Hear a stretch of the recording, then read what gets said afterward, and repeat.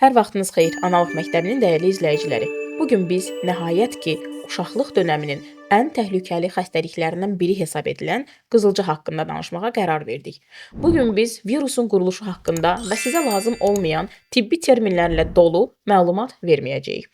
Bu gün bizim əsas məqsədimiz qızılca xəstəliyinə yoluxmuş uşağın valideyninin ən çox verə biləcəyi suallara cavab vermək və eyni zamanda doğru bildiyimiz yanlışlar haqqında ətraflı danışmaqdır.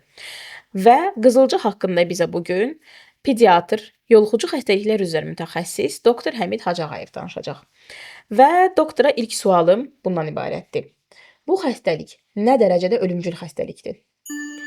Təşəkkür edirəm. Hər birinizi salamlayıram.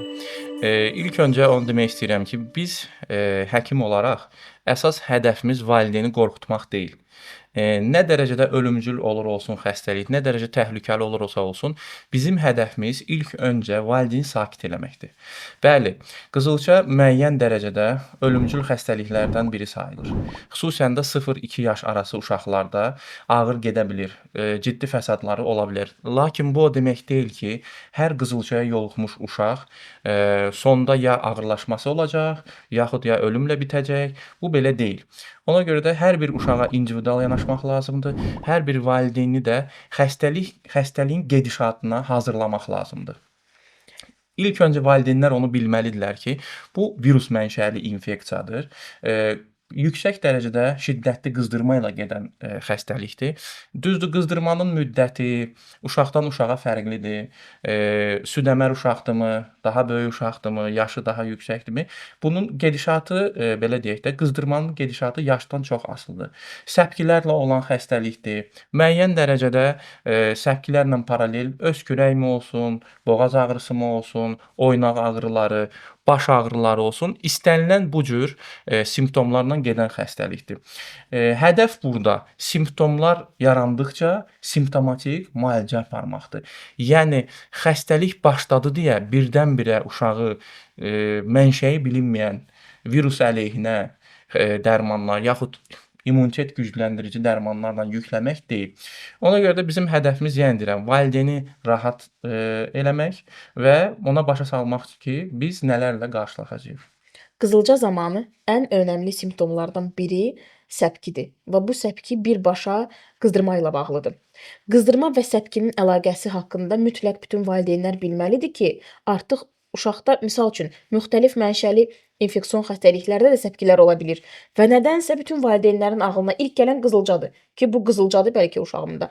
Bunu necə ayırd edə bilərlər valideynlər? Mən qeyd elədiyim kimi, qızılca zamanı ilk öncə boğaz ağrı falan başlayır. Adi qripdəki kimi. Ümumiyyətcə bir şey qeyd eləmək istəyirəm ki, yuxarı tənəffüs yollarının dəqiqləşdirilməmiş istənilən infeksiyası eyni başlayır. İstər qrip olsun, istər qızılca olsun, istər su çiçəyi olsun, ilk öncə kataral əlamətlər olacaq. Yəni boğaz ağrısı, yüngülvari öskürək, burundan axıntı və s. və ilaxır. Şiddətli qızdırma bir neçə gün davam edir. Yəni deyirəm, əgər südəmər uşaqdırsa, anası qızılca keçiribsə, yəni bunun südündə artıq antisellər varsa, o uşaqlar təbii ki, yüngül keçirir nisbətən. Amma biraz daha böyük uşaqdırsa, biraz ağır keçirə bilər. Amma əsas nədir? Yəni 3-5 gün qızdırır. Bəzi uşaqlar 3, bəzi uşaqlar və şiddətli qızdırma olur. Ortalama 39-40 dərəcə qızdırma olur. Bəzi hallarda qızdırma salıcıya tabe olmayan qızdırma olur. Və qızdırma başladıqdan sonra 3-cü, 5-ci günü səpməyə başlayır. Səpkilər adətən klassik olaraq başlayır baş nahiyəsindən, qulağın ardından və boyun hissəsindən.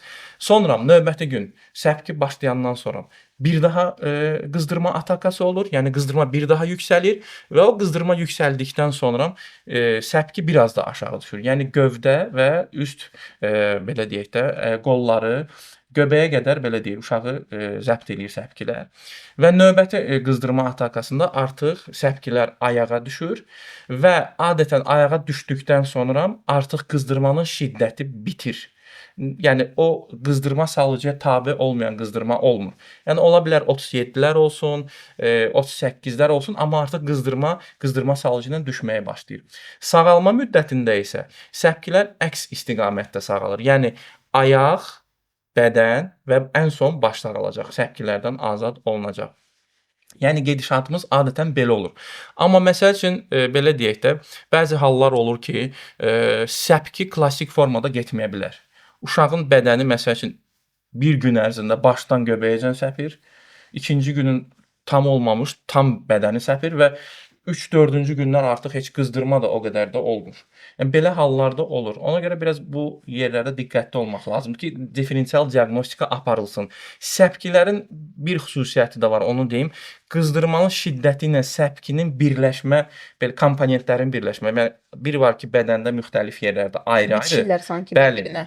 Şiddətli qızdırma olduqca və gün artdıqca bir-birinə bitişir, sanki uşağın bədəni tam pörtmüş kimi olur, belə deyək. Qırmızı görüntü Bəli, yaranır. qırmızı görüntü yaranır. Bəli, belə hallar da ola bilər, amma bu qorxulu deyil. Və ikincili əlamətlər də qoşula bilir.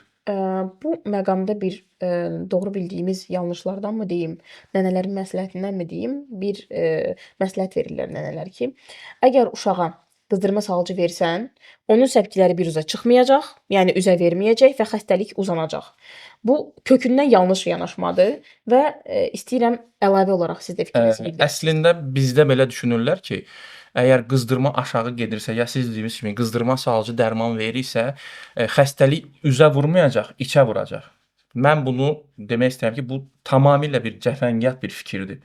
Qızılça xəstəliyi zaten təkcə bizim gördüyümüz bu səthi olan yerlərdə səpkilərlə getmir. Bizim görmədiyimiz daxili orqanlarımızın içində də bu səpkilər olur. Sadəcə olaraq biz onları görmürük. Yəni içində keçirib üzə vurmayacaq deyə bir anlayış yoxdur. Əgər uşaq səpmirsə ümumiyyətcə, demək ki, bu qızılça da heç olmayıb. Yəni elə bir gedişat yoxdur ki, qızılça olsun, gizli getsin, heç bir onda bu qızılça deyil imiş. Yəni bunu belə düşünüb, belə eləmək ki, bizim uşağımız qızılça keçirdi, amma daxildə oldu. Ya tutaq ki, nəsə eləməyək daxilə, onsuz da daxildən gedir bu xəstəlik. Həm daxildə olur, həm görünən selikli qişalarda səpir. Bu biraz yanlış düşüncədir. Qızılcanın səpkisi haqqında danışmışkən, bu barədə də soruşmaq istəyirəm ki, qızılca səpkisiz keçə bilərmi? Yox, Heç vaxt. mümkün deyil. Atipik səpkilər Atipik səpkilər ola bilər, bəli, ola bilər. Məxmərəyə bənzər qızılça olur. Məsəl üçün ola bilər. Atipik səpkilər belə deyək, hissəvi səpkilərdən də ibarət ola bilər. Gedişat məsəl üçün eynidir, qızdırma şiddətlidir. Biraz diferensial diaqnostika orada çətinləşir Amma başdan təbii ki. başlamır, misal Amma üçün boğazdan başlayır. Ola bilər ola belə bilər. hallar. Ola bilər ki, başda olan səpkilər biraz xırda olur, tam da nəzərə çarpmır. Yəni belə şeylər də ola bilər. Yəni ola bilər, bəli. Sizin təcrübənizdən belə hallar olubmu və bu zaman hansı yanaşmanı tətbiq eləmisiniz? Yəni dəqiqləşdirmək üçün ki, bu qızılca idi yoxsa başqa bir şey idi? Əslində belə deyək də, əgər tam dəqiqləşdirmək istəyiriksə, bu müddət ərzində biz immunoglobulinləri yoxlaya bilərik. İmmunoglobulin M ilk 2-4 həftə ərzində şiddətlə yüksəlir. Yəni 1 ay ərzində. Amma 2 həftə. 2 həftədən daha tez yoxlasaq heç bir nəticə əldə eləməyə bilərik. Bəzi belə deyək də, bəzi ədəbiyyatlarda yazır ki, ilk 3 gün ərzində də bu qalxa bilər. Amma belə deyək də, heç bir xəstəlik kitabda yazılan kimi getmir. Yəni adi qripi də götürsək, o qədər adiləşib ki, adi qrip deyirəm. Yəni hər kəs eyni keçirmir ki. Siz 3 günə sağalırsınız, mən 5 günə sağalıram. Başqası ağırlaşma ilə keçirir. Ona görə bu cür düşünmək ki, standart bir sxem var, belə gedəcək, biraz düzgün olmazdı. Qeyri-peşəkar olardı. Qeyri-peşəkar olardı. Amma dəqiqləşdirmək istəyiriksə və düşünürüksə ki, belə də mən əslində bunu belə düşünürəm də. İmmunoglobulinin G-sini də sonra verib də yoxlamaq olar. Yəni artıq immunoglobulin G-nin yüksəlməsi üçün 1 ayın üzərində də vaxt lazımdır. Bizə hal-hazırda məsəl üçün maraqlandıran şey nədir?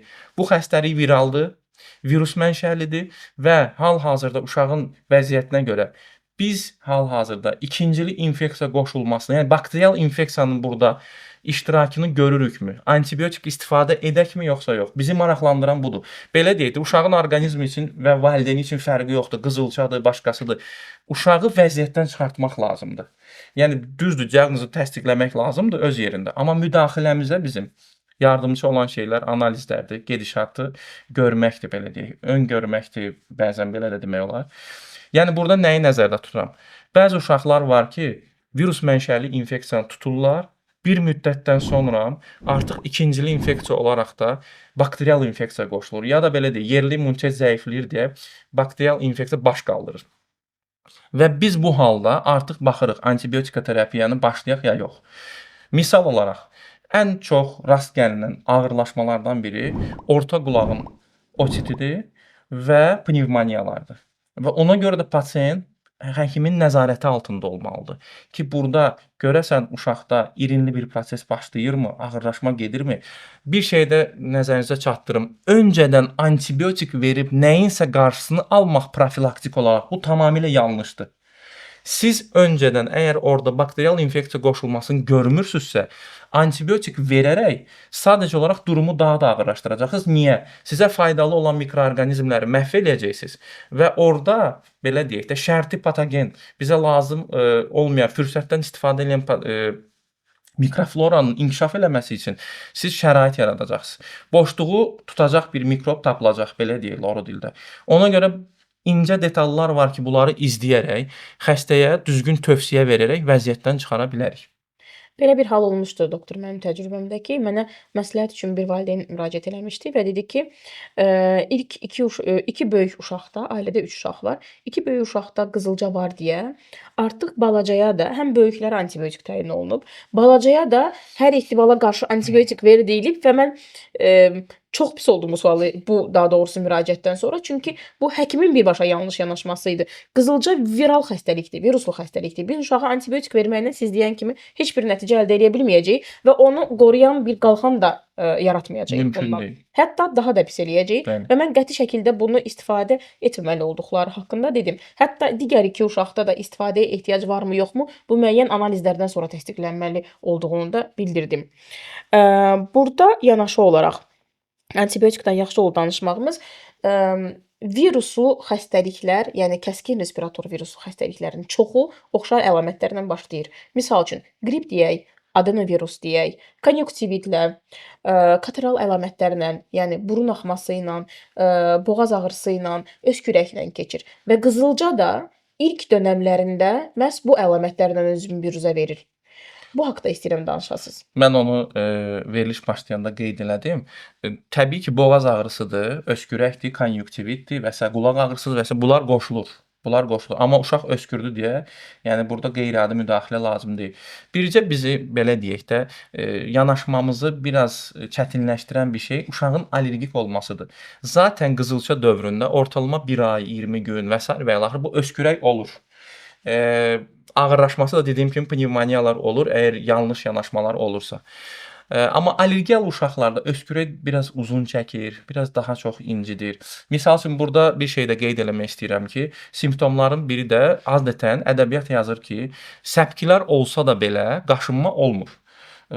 Amma klinik olaraq biz gördük ki, bəzi uşaqlarda qızılça oldu, səpkilər oldu və qaşınma da oldu. Bu demək deyil ki, yəni burada nəsə qeyri-adi bir şey var. İndividual yanaşma ona görə mütləqdir. Baxın, simptomatik müalicə nə deməkdir? Öskürəyi mi var? Öskürəyə qarşı müdaxilə eləyirik.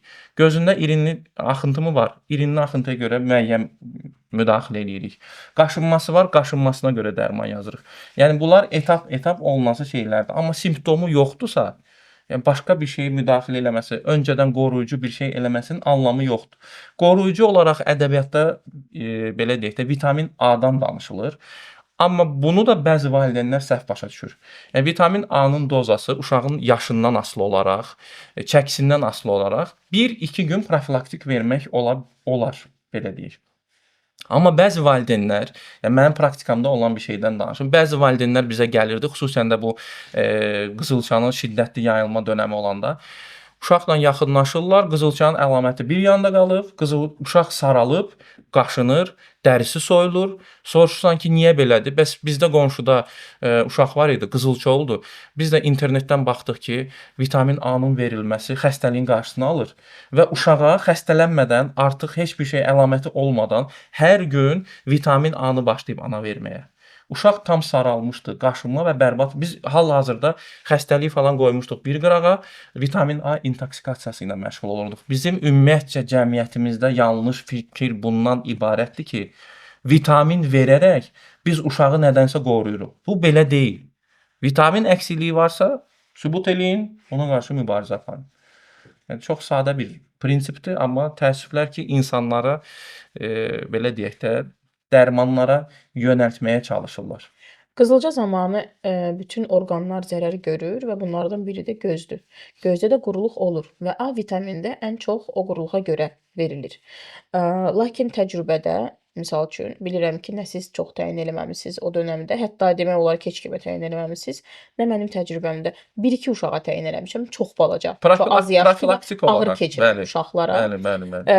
Amma bilirəm ki, Yenə bəlkə də bir çox deyirəm, valideyn verirdi. burada önəmli olan həkimin uşağın xəstəliyin gedişatını görməsidir. Yəni klinik olaraq necə keçirir bu uşaq? Lazımdırmı buna müdaxilə eləmək? Profilaktik olaraq okey, 1-2 gün olsun da, amma dozasını bilmirsiniz. Həkiminizə müraciət edin. Bu həkim sizə ayarlasın da bu dozaları. Burada nə problem var? Amma öncədən nəyisə verim, nəyisə qarşılayım, bu yanlış düşüncədir. Qızılcada daşıyıcılıq olurmu? Belə deyək də, ümumiyyətcə qızılça yox. Bizdə belə yanlış anlayış var ki, su çiçəyi, qızılça və sair və ilaxır. Evdə kimsə xəstədirsə, bu evdəkilər artıq daşıyıcıya çevrilib. Təbii ki, belə anlayış yoxdur. Səhv anlayışdır. Evdə kimsə xəstədirsə, ola bilər o xəstədir. Amma bu adam bütün fəaliyyətini dayandırsın, qapansınlar, heç kim çölə çıxmasın ki, mənim evimdə xəstə var, o yanlış anlayışdır. Daşıyıcılıq olmur. Ya adam xəstədirsə, bu xəstəlik bu xəstə adamdan kiməsə keçə bilər. Ya da xəstə deyilsə, heç bir daşıyıcılıqdan söhbət də gedə bilməz. Uşağın özü bu klinik əlamətlər əmələ gəlməkdən öncə artıq təhlükəlidir. Yəni boğazı başlayıbsa ağrımağa, artıq qızdırma belə deyək, tədricən qalxmağa başlayıbsa, artıq uşaq ətraf üçün təhlükəlidir. Yəni infeksiyanı yaya bilər. Və səpkilər davam edən müddətcə, bu qızdırma davam etdiyi müddətcə uşaq ətraf üçün təhlükəlidir. Səpkilər bitdi, qızdırma da dayandı, üstünə bir 3-4 gün gəlirik, tam qızdırması dönəmə keçdisə, artıq ətraf üçün təhlükəli deyil. Burada mən bir məqama toxunmaq istəyirəm ki, biz daima pasientlərimizə deyirik, bildiririk bunu və təəssüf ki, hər ailə buna qulaq vermir və yaxud qulaq assa belə məsləhətimizə öz ətrafındakı, belə deyək, qohum-əqrabasına, yaxınlarına bunu bildirməkdə utanırmı deyim, çəkinirmi deyim və yaxud o qohumların vecsizliyindən də irəli gələn bir reaksiya əslində ki, xəstə olan uşağı adi havaya tutaq ki, çıxara bilərik də. Qızılcadan söhbət getmir. Ümumiyyətlə yüngül xəstəlik keçirən. Amma xəstə olan uşağı qonaq aparmaq və yaxud xəstə uşaq olan evə qonaq getmək olmaz. Çünki istənilən xəstəlik başlanğıcda bir-birinə oxşuyur və çox yoluxucu ola bilər. Doğrudur. Nənələrimizin əl atdığı bir üsul var idi. Əgər evdə qızılca xəstəsi olan uşaq var idisə, ona qırmızı paltar geyindirir, evdə hər bir əşyanın üstünə qırmızı bir yaylıqmı deyim, parçamı deyim atırdılar və hətta lampanı belə, lüstrları qırmızı parçaya bürüyürdülər. Bu qızılcanın gedişatına təsir edirmi? Təbii ki, yox. Təbii ki, bu cəfəngiyat fikirlərdən biridir. Heç bir yeri qırmızı eləmək lazım deyil. Belə deyək də, bunun heç bir mənası, tibbi dəyəri, belə deyək də, klinik gedişata bir təsiri yoxdur. Sadəcə belə deyək, batil inanclardan biridir. Belə şeylərə də eləməyə ehtiyac yoxdur. Bununla nə xəstəlik tez keçəcək, nə xəstə tez sağalacaq. Yəni lazım deyil belə şeylər etmək. Və son sualım var ki, qızılcaya qarşı immunitet yaranırmı və yaxud qızılcanı təkrar keçirmə ehtimalı varmı? Ədəbiyyatda yazılana görə ömürlük immunitet olur və bir dəfə keçirən xəstə artıq ikinci dəfə qızılca keçirmir. Biz Sovet dönəmində belə deyək, səpkili xəstəliklərin əksəriyyətinə qızılca diaqnozu qoyulduğuna görə bizim valideynlərimiz əksər hallarda yanılıblar ki, biz uşaqlıqda qızılca keçirmişik. Yəni bu 5-ci, 6-cı xəstəlik və s. və ilaxır bunları heç diferensiasiya etmirdilər. Ona görə belə bir şey deyim, əgər doğrudan da uşaq nə vaxtsa qızılcanı keçiribsə, immuniteti ömürlük olacaq. Təkrar heç vaxt keçirmə ehtimalı demək olar ki, yoxdur. Bir məqama daha şəxsi təcrübəmdə olan bir məsələyə toxunmaq istəyirəm ki, dəyərli valideynlər, baxmayaraq ki, tibbi ədəbiyyatda bir çox xəstəliyə görə yazılır ki, 100% yoluxucudur. Yəni loru dildə desək, bir qızılca xəstəsi ilə təmasda olsaz, mütləq xəstələnəcəksiniz. Bu məlumat doğru deyil. Çünki istənilən xəstəliyə qarşı insanın meyilli olmalıdır ki, o xəstəliyi keçirsin. Şəxsən öz təcrübəmdən danışım. Həmid doktor 28 yaşında qızılcanı keçirtdi. Həmin dönəmdə rezidenturada təhsil alırdı infeksion xəstəliklər üzrə və qızılca şöbəsində idi, səhv eləmirəmsə. və keçirtdi. O əlamətlər olduğu müddətdə, hətta çox üzr istəyirəm, mən hamilə idim. 16 həftəlik idi, səhv eləmirəmsə hamiləlik və hamilələr bildiyiniz kimi immun defisitli şəxslər sayılır. Yəni hamilənin immuniteti zaten zəif sayılır və gözləyirdik ki, mən də keçirəcəm xəstəliyi. Amma çox şükür ki, keçirmədim. Baxmayaraq ki, uzun müddət kontaktda oldum və səpkilərin ilk əmələ gəldiyi dövrdə belə mən evdə idim. Sonra təbii ki, təcrid elədilər bizi biraz hamiləlik dönəminə görə. Eyni zamanda uşaq vaxtı mənim qardaşım keçirib qızılcanı və anamın bütün cəhdlərinə baxmayaraq mən keçirməmişəm. Və dəfələrlə də qızılcanın yayıldığı dönəmdə mən xəstələrlə müxtəlif ağırlıqlı qızılca keçirən xəstələrlə təmasda olmuşam və xəstələnməmişəm. Burdan deyim göz dəyməsin mənə, amma yəni tək mən deyiləm və bir çox ailədə də bu hal oldu ki, misal üçün 3 uşaqdan ikisi xəstələndi, biri xəstələnmədi. Misal üçün biri xəstə oldu, birinin heç bir belə deyək də burun axıntısı belə olmadı. Yəni qızılcanı da, onu da öncədən deyim, gizlin keçirmək mümkün deyil. Mütləq hansısa bir əlaməti olmalıdır xəstəliyin. Ona görə o 40-ında keçirməyən qəbrində keçirək kimi sözlərə də inanmayın və ən əsası xəstəlik zamanı nələr eləmək lazımdır doktor? Ən əsası fərqi yoxdur. Bu qızılçadır, qripdir, başqa bir xəstəlikdir. Xahiş edirəm, evlərinizi tez-tez havalandırın. Uşaqlarınızı qızdırma vaxtı bürümüyün. Yəni zaten bu uşağın qızdırması var, zaten halı pisdir. Çalışın ki, temperatur rejiminə riayət edəsiz və övladlarınıza bol-bol maye verəsiz.